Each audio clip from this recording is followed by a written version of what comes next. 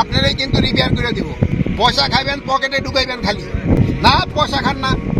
দীর্ঘদিন ধরে ঝুলে থাকা একটি রাবার ড্যামের কাজ শেষ হলো মাত্র 4 দিনে, আর সেই কাজটি সম্পন্ন হয়েছে স্বরাষ্ট্র উপদেষ্টা মহোদয়ের কঠোর তিরস্কারেই। জানা যায়, ঘটনার শুরু 10 এপ্রিল 2025 তারিখে। হঠাৎ করে স্বরাষ্ট্রমন্ত্রীর পক্ষ থেকে একটি ফোন পান সংশ্লিষ্ট কর্মকর্তা। ফোনে জানতে চাওয়া হয়, রাবার ড্যামের কাজ এতদিনও শেষ হয়নি কেন।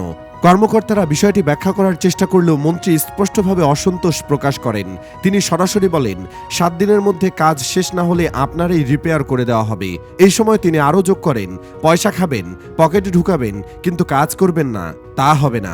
7 দিনের মধ্যে কাজ শেষ করুন। এই হঠাৎ চাপ এবং কর্তৃপক্ষের সরাসরি তদারকির ফলে সংশ্লিষ্ট প্রকৌশল বিভাগ তড়িঘড়ি করে কাজ শুরু করে।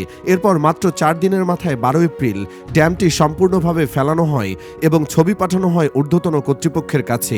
সংশ্লিষ্ট কর্মকর্তারা জানান, প্রকৃতপক্ষে রাবার ড্যামটিতে কোনো গুরুতর ত্রুটি ছিল না। কিছু ভুল তথ্য এবং কৃষকদের বিভ্রান্তিকর অভিযোগের ভিত্তিতেই ভুল বোঝাবুঝি তৈরি হয়েছিল। ঘটনাটি সামাজিক যোগাযোগ মাধ্যমে ভাইরাল হয়। দায়িত্বরত কর্মকর্তারা তীব্র চাপের মুখে পড়েন এবং তাৎক্ষণিকভাবে কাজের গতি বাড়ানো হয়। কর্তৃপক্ষের পক্ষ থেকে জানানো হয়, বর্তমানে রাবার ড্যামটি পুরোপুরি সচল রয়েছে এবং এর কার্যক্রমে কোনো সমস্যা নেই।